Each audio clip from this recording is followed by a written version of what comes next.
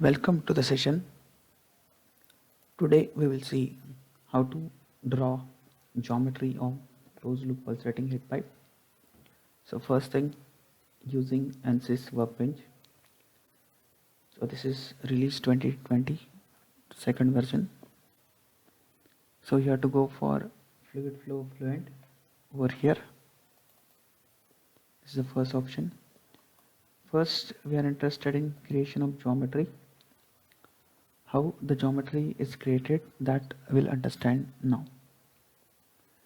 So this is the design modeler which has been opened. First select the units in which you want to create your geometry. This is the respective view. There are two ways, either you can first sketch and proceed further. So this is one way of creating the geometry. Second way, you can have predefined shapes, then you can have a profile and a path. So whatever the profile will follow the path, accordingly also we can create the geometry. So first thing, I will start here by creating a line from this. I already taken the dimension in terms of mm. So we'll draw a vertical line, give the dimensions to this line, say for example here 90. So this is the dimension I have given here. Now I need to create the remaining things. Say for example I need to create the bend. So I will draw one more line from this point, whatever the earlier point I have. This is my horizontal line. I will specify a dimension here, this h2, say for example 19. Now next thing, what I required, okay, so this is 19, so I required is to be 9.5, so that half of the value will take, and based upon that I will draw the circle. So here I'm drawing the circle. Now the circle will corresponds to a diameter of 19. So this is, I will specify diameter as 19. So this will intersect. One more line I will draw from this point horizontally here. So this should intersect the given point. So this dimension should also be 9.5. So I'm making this 9.5 over here. So this will now intersect. Now next thing, I will draw a vertical line from this over here. We'll specify the dimension, that is 90 again. Now one more time I will draw a line which is coming over here horizontally. Now what should be the dimension? Dimension should be 9.5. So we'll specify this as 9.5. Now we'll draw one more circle over here. So this will be my sketching part. Now will be completed. So this is the sketching part. Now I want to remove the unnecessary things which is not required. So I will go for trim operation. This one, this one, this one, this one, this one. Okay.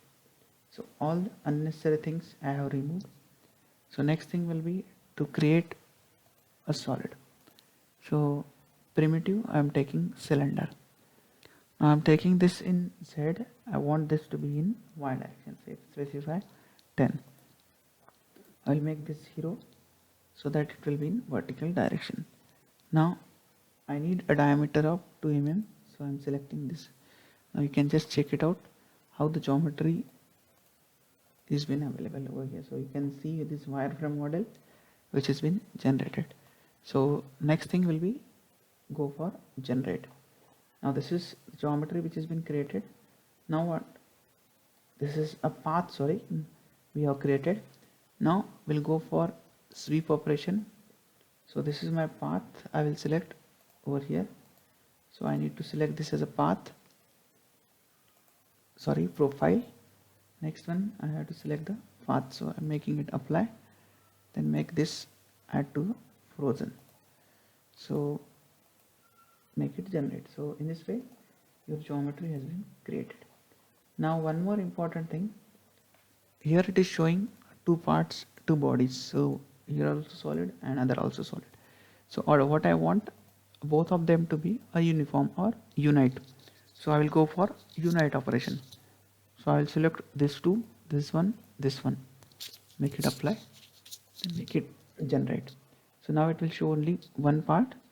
Now what we are interested in, fluid. So I will specify this as a fluid and make it generate. So this is a geometry which is we required has been created. Now this is how the geometry that can be generated. Now the next part will be to slice the object. How to slice the object? So depending on your dimension, you have to slice your object. So for slicing, you need to consider plane. Now how to slice, that we have to understand with these planes. This is X and Z. So if you want to cut this horizontally, you must take XZ plane. If you want to cut vertically, you must take X and Y plane. So I'm making these changes here, making this X and Z plane, apply. Now I will transform this by offset Z. So what dimension? Total was 90. So I'm taking somewhere around 60 over here. So the plane will come over here. Now make it generate. So the plane is actually coming here. So next operation will be to do the slice operation. So slice, select the plane which we have generated just now. The geometry will be slice. Now this is how you can see the geometry has been sliced. So this is the two different parts.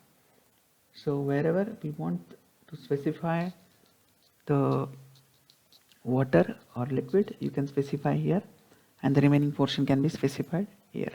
So if I want, I can rename this, say for example, water. Second one, I will specify this to be air. I am just renaming the object over here. So this is water, this is air. So you can just check it out, the volume over here. So this is 376.99. Sorry, this one.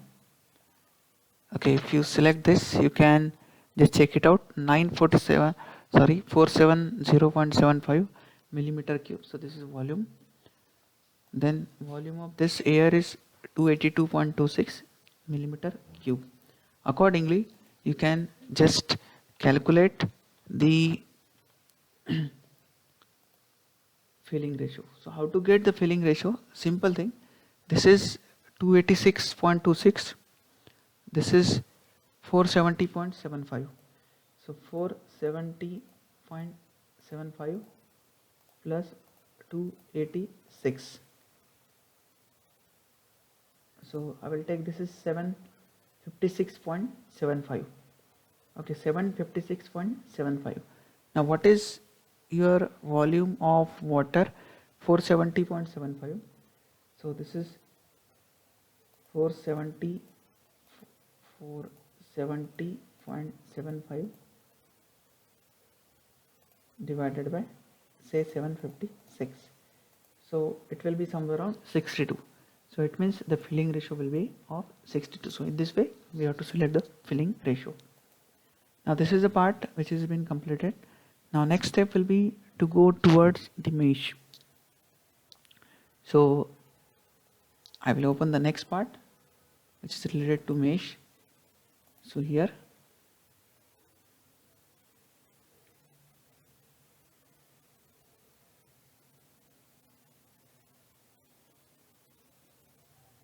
okay, the meshing part has opened now. You have to just there are two options. One, it is you can generate a default mesh.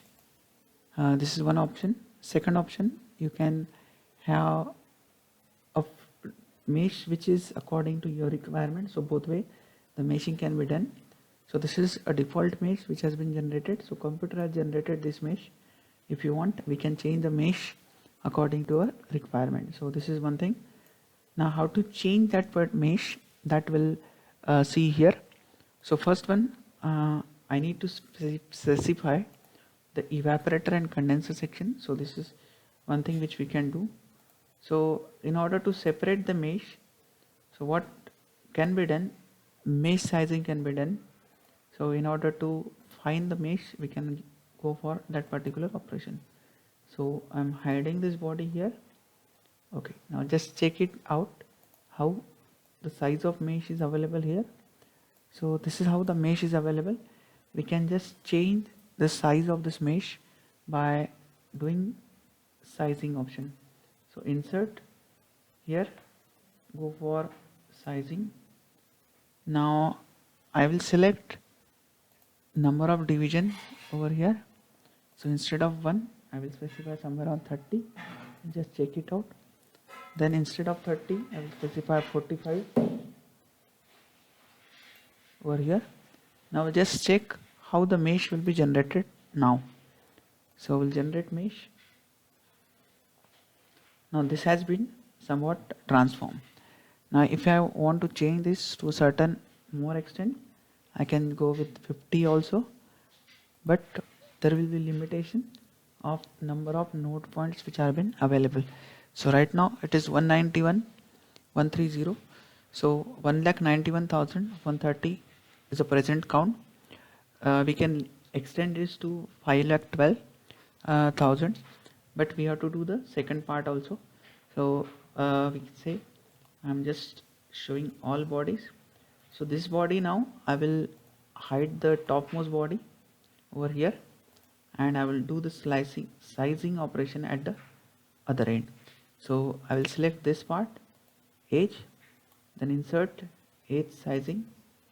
Now instead of element I will say number of divisions, say for example 50. Now I will once more, it will update. So depending on your system configuration it will take time. So this has been updated. Now first case the number of divisions was 50, in second case also the number of divisions was 50. Now you have to check how many number of nodes are there. So it is 4,60,860. So we can use it to somewhere to 5,12,000 as far as the academic versions are there. So I'm just changing this to 51, this value, and this value to also 51. I will just check what changes will be occurring, or how much fine mesh will be there, how many number of node points will increase. So accordingly I will decide where to stop. So this is 478. Still I can improve this to some more value. So I will take it somewhere around 53 on this side, and for the other also I will take this to 53. Now I will make it update. Just check. Okay, now we'll see the number of, okay, this has 5,42,000. So we cannot go with this because the limitation of node points available as far as the academic version is concerned. So I'm taking this to 52. We'll make it update. We'll just check how much these values are coming. If this comes out to be less than 5,12,000, we can proceed. If it is more than that, we have to go with the initial size only. So I'm going back to 51 here. Same way I'm going back to 51 on this side, and now I will update. We'll just check it out how many number of node points are there. So accordingly I will proceed. So it is quite less than 5,12,000. So I can proceed with the, we can say, this academic version. So I will now make it show all bodies. So this is how the mesh, this has been generated. Earlier we tried to have default mesh, but we have made some minor changes with respect to insert sizing, and accordingly we have changed the size of our mesh. I hope this is understood. Thank you.